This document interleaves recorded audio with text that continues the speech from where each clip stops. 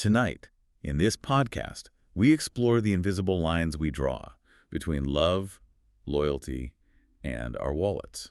Yeah, it's a quiet space and honestly often a very, very heavy one. Right. And we're so glad you are here with us for this because, the mission of our deep dive today is to step directly into that intersection, Mm. that space where family relationships and financial obligations just, well, they collide. They absolutely do. And we're pulling from psychological research, from family systems therapy frameworks, and real-life behavioral planning models, really to understand what is actually happening beneath the surface of our most complicated relationships. Right, because the goal here is to look at this honestly, Right.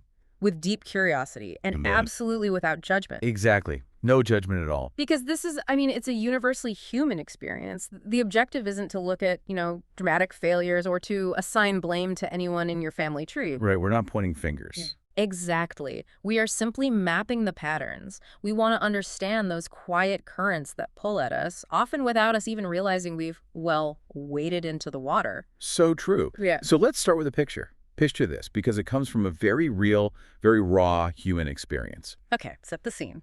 So imagine you just had your annual performance review, right? And You walk out of the room or, you log off the Zoom call and you have just been handed a significant promotion, nice. right? A nice bump in your salary, maybe a substantial year-end bonus. But as you process the number, instead of celebrating, instead of like picking up your phone to call your parents or your siblings to share the good news, your first visceral instinct is to hide it. Wow. Yeah, you feel a physical knot form in your stomach. Exactly. It's dread. Right, the body's stress response activates instead of the reward center. Yes. So you actively downplay your life. You limit conversations with the people who raised you. You start being vague about things. Exactly. Mm. You lie about your travel destinations. You Yeah. say you're going somewhere cheap or just staying home. Right. Because taking a vacation without facing a massive guilt trip or, without being compared unfavorably to a sibling who is struggling, it just feels impossible. It does. You find yourself trapped in a dynamic where you are literally shrinking your own life, hiding your success just to keep the peace until you can figure out how to navigate the relationship. God, the profound sadness of that image is just palpable. It really is. Because shrinking yourself to manage someone else's emotional reality, it's exhausting. Completely draining. And, well, to understand the full spectrum of this, we have to look at the other side of the coin, too. Okay, what's the other side? It's a scenario that usually starts from a place of, like, complete open-hearted generosity. It begins so innocently. Right. Someone you love, an adult child, a sibling, maybe an aging parent. They need a safety net. Let's say your child just graduated. They're navigating a really tough job market, and you write a check for their first few months of rent so they can, secure an apartment in a safe neighborhood. Right, because you have the means, you want them to be safe, and honestly, providing that safety feels like the fundamental job of a parent. Exactly. It is the biological imperative of a caregiver. Mm-hmm. Or perhaps, you start sending money every year to fund a grandchild's future education. And it feels wonderful. You are nurturing the relationship. Feels like the right thing to do. It does. But then the landscape slowly shifts. Months turn into a year, and that adult child isn't actively looking for a job anymore, yet the expectation for the rent money remains. Oh, wow. Or, your own circumstances change. You decide you need to retire, so you sit down with your daughter to gently explain that you have to stop contributing to the grandchild's education fund. And how does that go? Well, suddenly, instead of an acknowledgement of the years of help you provided, you are met with intense anger. Just anger. Wow. The emotional toll of that specific conflict has to be crushing. It's devastating. Like, the literature we reviewed for this deep dive describes a heavy, quiet resentment that sets in almost like a fog over the family. That's a great way to describe it, a fog. Yeah, you start to feel unappreciated. You feel used. There is this specific kind of exhaustion that comes from carrying a burden that isn't fully yours while simultaneously feeling entirely responsible for it. Right. It creates profound cognitive dissonance. How so? Well, you are jeopardizing your own financial livelihood, your own retirement, your own peace to support someone else's, and the reward for your sacrifice is a fractured relationship. Man. Okay, let's unpack the mechanics of that shift. Let's do it. Because how does something that starts as a genuine act of love turn into this silent trap? Mm-hmm. How do we arrive at a place where we feel like a bad son, a bad daughter, a bad parent for just wanting our own financial and emotional baseline? Right. And to understand how a trap like that is constructed and, like, more importantly, how it springs shut, we have to look completely past the bank accounts. Pass the money. Yes, the money is just the symptom. Okay. The money is just the tangible object we use to act out the emotional dynamic occurring beneath the surface. Oh, that makes sense. Yeah. And in clinical psychology and family therapy, this specific dynamic has a name. It's called financial enmeshment. Financial enmeshment. Okay, let's define that. Because enmeshment is a term that gets thrown around casually a lot, right? It really does, like a buzzword. Exactly. Yeah, But in a clinical sense, it means something very specific. it does. To understand enmeshment, we have to look through the lens of family systems theory. Okay, family systems theory. Right. And this psychological framework suggests that you simply cannot understand an individual's behavior in isolation. Mm-hmm. A family is not a collection of independent people living under one roof.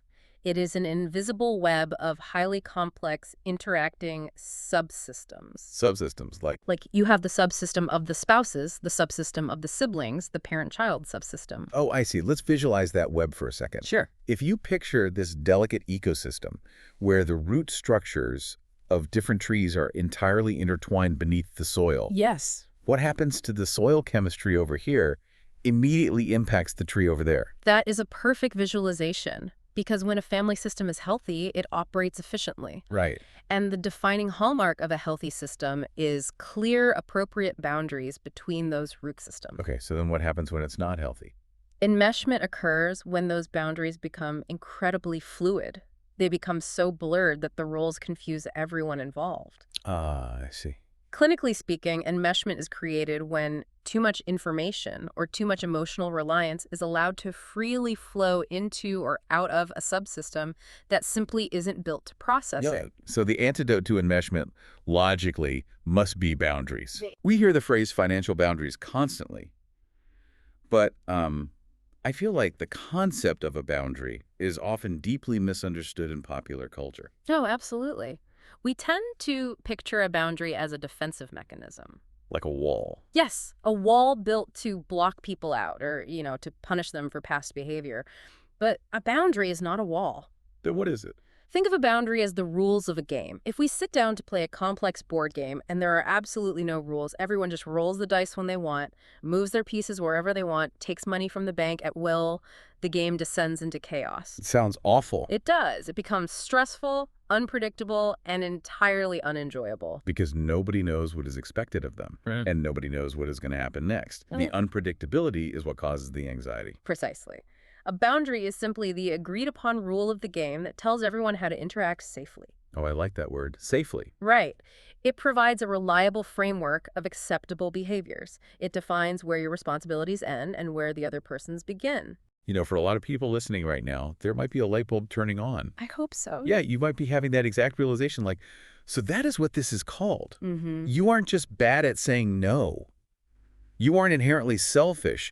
You are operating within an enmeshed system. And just putting a clinical name to it, enmeshment, it can begin to relieve the internal pressure. Because it's not just you. Exactly. It shifts the problem from a personal character flaw to a structural family dynamic. That's a huge shift. And, if this conversation felt true for you so far, if you are feeling that click of recognition, we want to warmly invite you to subscribe to the channel and leave a comment. We really do. We want to continue to explore these deeply human patterns together, and having you in this community allows us to do that. Because understanding the pattern is always the first step to untangling it. It really is. Yeah. Okay, let's examine the science of why crossing these invisible lines feels so incredibly uncomfortable on a physical level. Yeah, let's look at the biology. Because there is a fascinating comparison in the behavioral science research regarding proximity. The elevator study. Yes.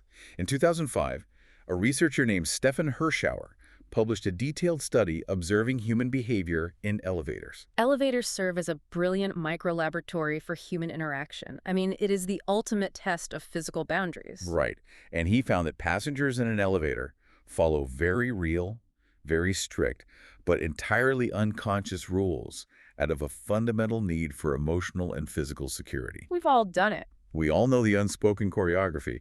You walk into the empty elevator, you select your floor, you step to the back corner, and you face the door. Exactly. If a second person walks in, you instinctively adjust to maximize the geometric distance between the two of you in that small box. You don't even think about it. Now consider what happens if a stranger steps into a nearly empty elevator with you and decides to stand, like 4 inches away from your shoulder. Ugh, the body reacts before the brain even fully processes the event. Yeah. The shoulders tense, the breath shortens, the heart rate elevates.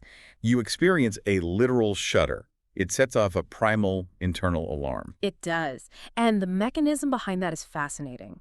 When someone encroaches on your physical space in an elevator, your spatial boundary is broken, and an immediate neurobiological response is triggered by the amygdala. The fear center. Right, it's an alarm bell warning you of a potential threat to your security. And here's the connection. A broken financial boundary triggers the exact same internal alarm system. Really? The exact same one? Yes. When a boundary is firmly in place, we literally know where we stand in the relationship. We feel protected and safe. But when that boundary is violated by inappropriate financial demands, or forced transparency, or silent expectations, our nervous system reacts identically to the stranger standing too close in the elevator. That shudder. Exactly. Okay, we have to connect this back to family systems theory. Because researchers studying family financial behaviors point out a major assumption of this framework. Which is? That the whole is fundamentally greater than the sum of its parts. You cannot analyze a person's bank statements or credit score to understand why they are financially depleted. You have to analyze the emotional structure of their family. You really do. And this leads directly into the clinical frameworks developed by Salvador Minuchin. Minuchin, okay? Yeah, he was a prominent family therapist who extensively mapped family structures. And one of his foundational concepts is hierarchy. Hierarchy in families. Right. In a functioning family system, there is an organizational leadership. Parents are the leaders. They are tasked with providing stability and absorbing the existential stress of survival so the children do not have to. That makes sense. The parents carry the heavy stuff. Exactly. Now let's examine what happens to that hierarchy in an enmeshed system. Okay. Consider a scenario where a parent shares inappropriate financial stress with a young child. A parent sits at the kitchen table and tells their 10-year-old, "We might lose the house if your father doesn't send the child support check this month." Oh my God. The 10-year-old suddenly feels the weight of homelessness. Yes. And structurally, that single sentence shatters the hierarchy. Because it's too much for them. Exactly. A 10-year-old does not possess the cognitive development, the emotional resilience, or the actual resources to process that information or solve the mortgage problem. Right. What are they going to do? Get a job? Exactly. Yeah. It introduces an immense, unmanageable level of stress into the child's subsystem. Minuchin's research demonstrates that this phenomenon, often called parentification, actively impairs the child's independent development. Parentification. Yeah. The child becomes hyper-focused on adult anxieties and the emotional stabilization of the parent. They are deprived of the psychological space required for normal social and cognitive development. They are robbed of the safety required to simply be a child. Perfectly said. Wow. And Bowen family systems theory adds another crucial layer to the mechanics of this dynamic, right? It does. Dr. Murray Bowen focused heavily on the role of anxiety within the family unit. When unresolved conflict exists in a family, ambient anxiety rises. And behavioral neurology shows us that when anxiety spikes, our prefrontal cortex, the part of the brain responsible for logical cognitive processing, effectively shuts down. It just goes offline. Completely. Emotional reactivity hijacks the system. When the cognitive brain goes offline, people become defensive, reactive, and entirely incapable of understanding another person's perspective. Wow. If an individual is undifferentiated, which is Bowen's term for someone who cannot separate their own thoughts and feelings from the emotional swirl of the family, they are entirely at the mercy of that ambient anxiety. So just soaking it all up. Yes. They cannot regulate their own nervous system if the family system is agitated. You know, there's a quote from Dr. Bowen in the clinical literature that distills this perfectly. Which way? He observed, "Emotional maturity does not occur until an individual achieves financial independence." Oh, that is powerful. The depth of that statement requires real consideration. It really does. Because financial dependence inherently keeps you entangled in the emotional reactivity of the person providing the funds. Right. You cannot fully differentiate yourself. You cannot solidify your own emotionally mature identity if your fundamental survival remains tethered to someone else's wallet. It's a financial umbilical cord. Exactly. It prevents the psychological separation necessary for adulthood. So I have a question. If we pull back to the elevator study for a moment, Sure. An elevator is full of strangers. Right. If a stranger stands too close, we feel the biological alarm, but we process it easily. We recognize the threat, we might step away, and we brush it off when the door's open. Right, because there's no attachment. But financial boundaries are almost exclusively broken by the people we love most. Yes. So how does the presence of love alter the biological alarm bell? Well, it doesn't alter the ringing of the bell, but it drastically scrambles our ability to interpret it. Yeah. That is why the emotional response to family enmeshment is so paralyzing. If a stranger breaks your boundary, you feel threatened, and you feel justified in your anger. Right, like get away from me. Exactly. But if your mother or your son breaks your boundary, you feel threatened, but immediately following the threat, you feel overwhelming guilt for experiencing the anger. Wow. Right.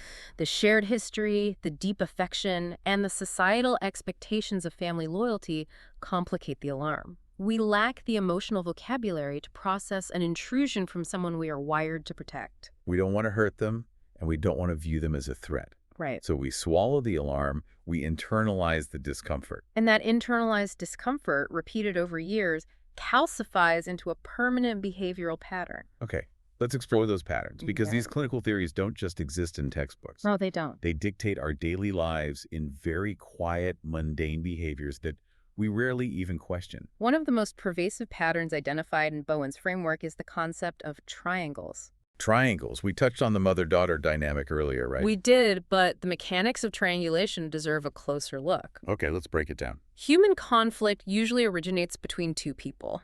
But facing conflict, directly standing face-to-face with someone you are at odds with, requires immense emotional regulation. It is highly stressful. It's awful. Nobody likes it. Right. So to alleviate that acute stress, one person will unconsciously pull a third party into the dynamic. A triangle. Exactly. A common manifestation of this is the mother who is deeply anxious because her ex-husband is consistently late with financial support. Yes. Instead of confronting the ex-husband or, consulting a mediator, she vents her frustration to her adolescent child. And by venting to the child, the mother effectively offloads a portion of her anxiety.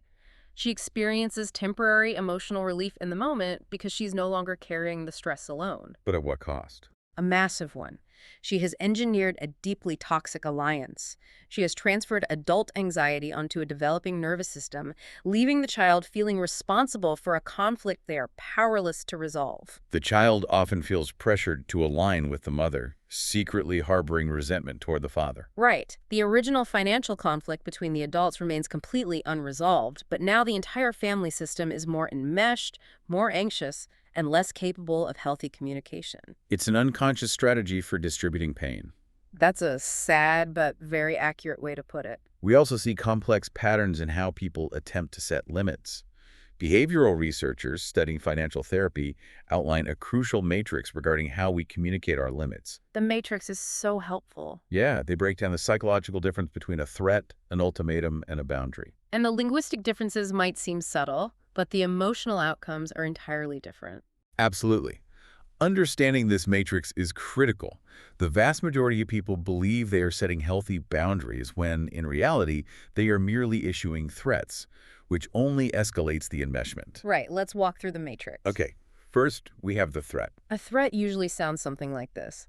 If you don't get a job and start paying for your own life, you are going to be cut off for good. I'm done. We've all heard something like that. The psychology of a threat is rooted entirely in desperation, anger, and fear. It is an emotional explosion in the heat of the moment, not a planned strategy. Right. And the defining characteristic of a threat within an enmeshed family is that it is almost never executed. Never. The financially dependent child intuitively knows the parent will not actually allow them to become unhoused. Simultaneously, the parent knows they do not possess the emotional fortitude to follow through on such a drastic measure. Because it's their kid. Right. Because both parties know it is hollow, the threat becomes an empty, aggressive statement that simply breeds more insecurity and disrespect within the system. Okay, so stepping slightly up the ladder of structure, we find the ultimatum. Yes. Which sounds more like, if you do not secure a job by the 1st of next month, your financial support will be cut off completely. Now, an ultimatum provides more definition than a threat, but it remains fundamentally flawed because it is an attempt to control the other person's behavior through a rigid, absolute demand. Still about control. Exactly. It removes the autonomy of the individual receiving it. It forces a binary choice under duress. Right. Ultimatums usually leave the person issuing them feeling rigid and anxious about enforcement, and the person receiving them feeling cornered and resentful. So finally, we arrive at the actual boundary. Yes. A formulated boundary sounds like this. I want to support your transition into the workforce. As long as you are actively seeking employment, I will continue to provide this specific amount of support for the next 6 months. At the 6-month mark, regardless of the employment outcome, I will decrease my financial support by half. Notice the shift in tone there. It's the most important element. It's very calm. Yes, the communication is entirely neutral. It is devoid of attack or desperation.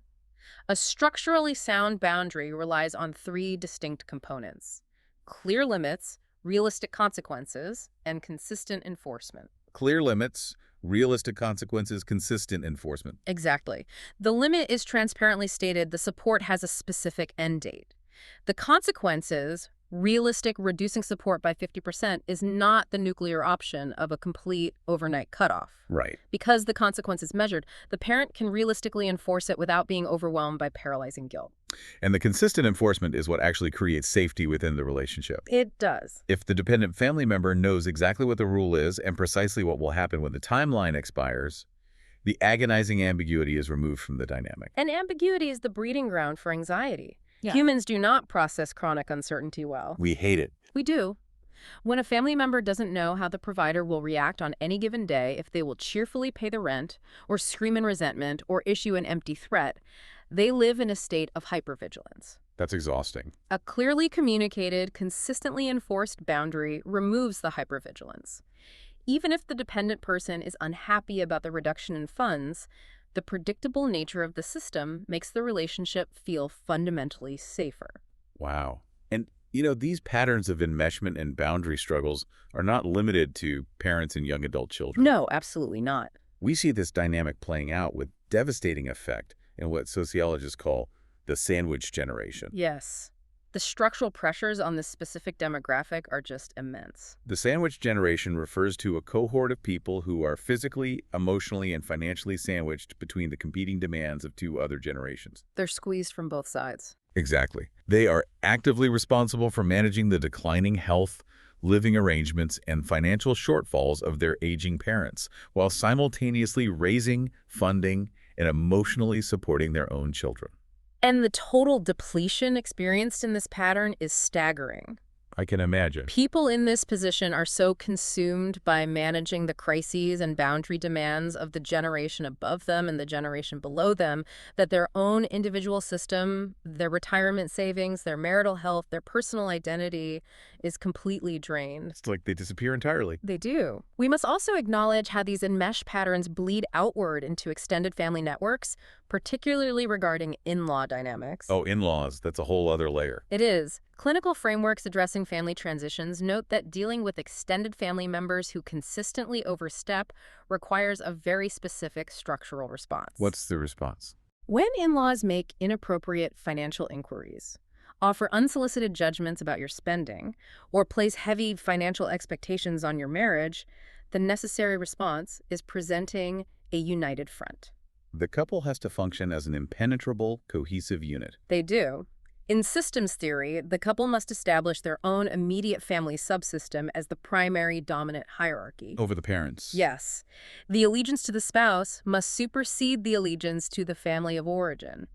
The couple sets clear, mutual expectations regarding what information is shared with extended family. And what happens when they cross the line? Crucially, they must agree upon consequences for repeated boundary violations. If an extended family member continually disrespects the couple's financial privacy, the agreed-upon consequence might be limiting contact or ending the conversation immediately. Because the ultimate goal is protecting the peace and structural integrity of the immediate family system. Exactly. But, exploring all these frameworks raises a very difficult question. We can logically understand the matrix. Yeah. We can intellectually grasp the difference between a threat and a boundary. We know the script. Right. But why do so many of us freeze when the 6-month mark arrives? Yeah. Why is it so profoundly paralyzing to actually reduce that financial support or to finally tell a parent we are not sharing our salary information? We freeze because our brains calculate the emotional cost of the action. We anticipate the fallout. The what ifs. Right. Will they stop speaking to us? Will they interpret the boundary as a withdrawal of love? Will they experience material failure if we step back? Oh, wow. The fear of being responsible for their pain paralyzes our ability to act. And this brings us to the most critical pivot of this entire exploration. We need to radically reframe this experience. We really do. If you are listening to this and recognizing your own reflection, if you have been quietly enabling a dependent family member for years, or if you are the one hiding your financial success from your parents to manage their emotions, we want to say this with absolute clarity. Yes. You are not failing. The shame must be entirely removed from this equation. The behavior you are engaging in, the freezing, the enabling, the avoidance, the hiding, it makes complete logical human sense. It does. Because if we trace the behavior back to its genesis, where did it start? Exactly. It started as a deeply generous gesture. You simply wanted to nurture a relationship. Yes. You wanted your child to launch into the world with a sense of security. You wanted to alleviate the anxiety of the people who raised you. You gave your money or you hid your truth from a place of love and protection. And conversely, if you are the individual receiving the support or the one adapting to the unspoken rules of the family, you are merely trying to survive within the emotional system you are handed. You are adapting to your environment. Right. There is a principle from clinical counseling that serves as the ultimate compass here. Oh, I love this one. Healthy boundaries don't block love, they protect it.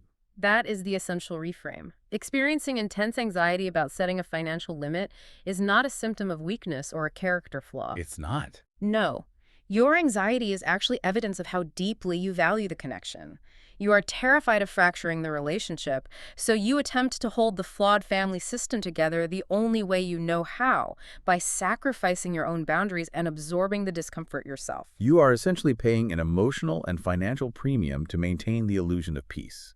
But the underlying tragedy is that doing nothing, allowing the enmeshment to deepen or swinging wildly to the opposite extreme and suddenly cutting someone off cold turkey out of pure exhaustion, inevitably causes more trauma. It breeds deep resentment on both sides of the equation. It does. Implementing gradual, clearly communicated boundaries is not an act of rejection. It is the highest form of care you can offer another adult. Highest form of care. Yes. It honors their inherent capability and preserves your own psychological well-being. You are not broken for finding this difficult. You are simply human, navigating the heaviest emotions we carry. You are human. And human relationships are inherently messy. But here is where this exploration gets really fascinating.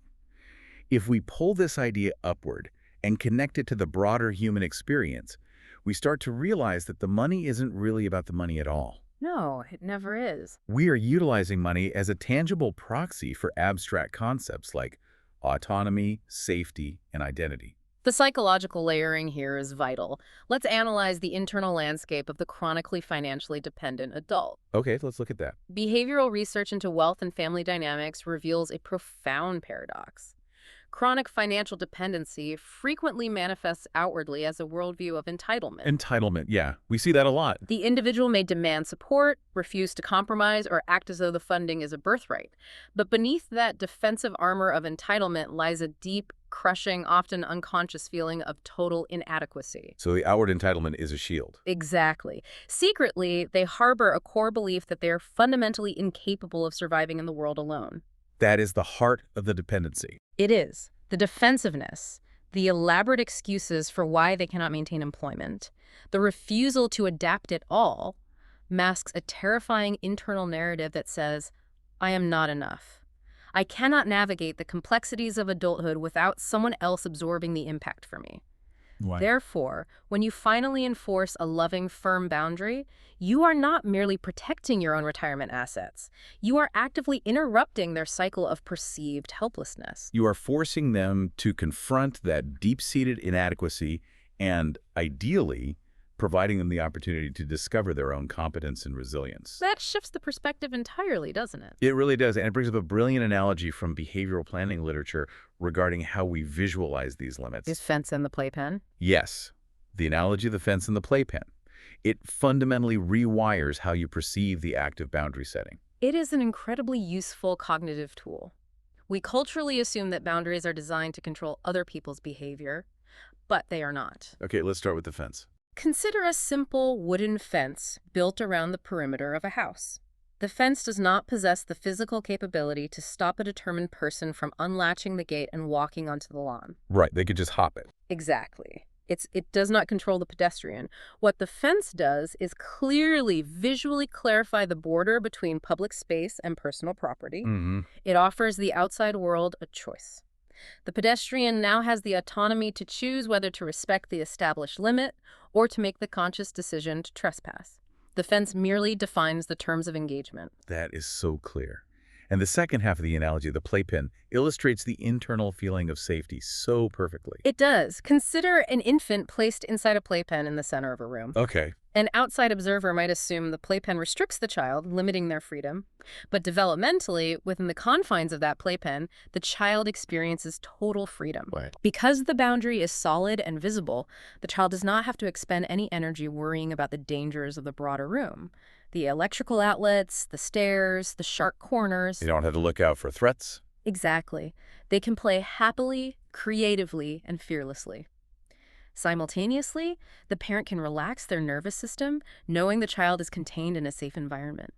The boundary of the playpen removes the exhausting anxiety of the unknown for everyone involved. The child feels liberated to explore precisely because the boundary proves that they are protected. Yes.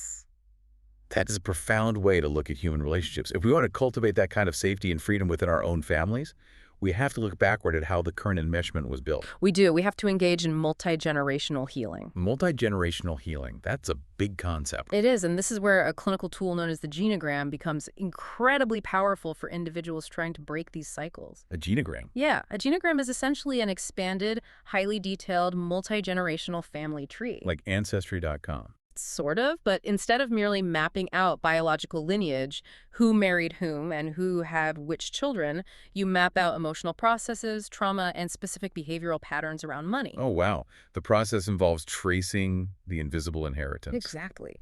You map out the objective data, the dates of marriages, divorces, bankruptcies, career shifts, but then you overlay the subjective emotional data. Like what? Like, who was the anxious saver? Who used money to buy affection? Who kept financial secrets from their spouse? Which generation experienced a sudden loss of wealth? Fascinating. When you externalize that data, when you physically map it out across 3 or 4 generations on a piece of paper, a profound cognitive shift occurs. It does. You stop processing your current family drama purely through your emotional brain, and you begin to analyze it through your cognitive brain. Right. You step back. You might look at the paper and realize, my mother isn't interrogating me about my salary because she wants to maliciously control my life. She is unconsciously reenacting the exact same financial terror her own mother experienced when her father suddenly lost his job during a recession 30 years ago. Oh my God. You begin to see that you're all simply playing out inherited emotional responses to past systemic anxiety. Yes. It fundamentally depersonalizes the conflict. It removes the villain from the story. It removes the villain and replaces them with a frightened human being. That's beautiful. It provides the psychological distance necessary to heal. And once you have established that distance, you can begin to alter how you communicate within the system. How do you do that? Well, the most effective, immediate way to lower the temperature of enmeshed communication is by adopting the rigorous use of I statements. I statements. It sounds like such a simple communication technique, but executing it in the heat of an emotional trigger requires immense discipline. It really does. Consider a common scenario. Instead of confronting your spouse by saying, "You never talk to me about the credit card bill, you are completely irresponsible and you're ruining our future," which is an accusation that guarantees a defensive counterattack. Right. Instead, you rewire the communication to center your own internal experience. You say, when the credit card bill arrives and we don't discuss it, I feel deeply concerned and anxious about our financial stability. It instantly diffuses the threat level in the room. Because it removes the blame and the attack. Returning to Bowen family systems theory, we know that perceived conflict spikes anxiety, and spiked anxiety shuts down the logical brain. Accusations create conflict. I statements intentionally and methodically lower the ambient anxiety in the family system. They do not trigger the other person's amygdala. Wow. By speaking only to your own experience, you allow the entire family to remain in their cognitive brains, to think clearly, and to collaboratively address the actual structural problem. Ex- When we look at all this, the genograms, the playpens, the elevator alarms, we see that the money is just the stage where the play is happening. Yeah. Money here is a stand-in. It is a stand-in for safety, for autonomy, for respect, for the fundamental human right to exist as an individual within a family unit without being completely consumed by it. That is the absolute heart of the matter. Financial enmeshment is not a permanent personal failure. It is a structural knot tied by generations of people doing the best they could with the anxiety they were handed. Right. Untangling that knot, having the courage to set a clear, loving boundary, whether that means gradually reducing a grown child's allowance or peacefully declining to share your personal financial details with an overbearing parent, is not an act of ending a relationship. It is an act of preserving it. It is the necessary work of protecting love, rather than allowing it to slowly curdle into resentment. Next time you feel that familiar heavy knot in your stomach before transferring money to a family member, or before dodging an invasive question about your finances, pause and ask yourself, are you funding their growth? Or are you just paying a toll to avoid your own discomfort? That's a huge question to ask. It is. If this conversation felt true for you, if something in here landed, we would love for you to subscribe to Leone Patterns so you never miss what we explore next. Leave a comment and tell us, what did this bring up for you? We read every single one. You're building a community here, people who think about money differently. Not as a number to chase, but as a human experience to understand. You are not alone in this. And we are genuinely glad you are here at Leone Patterns. Same pace, same questions. See you then.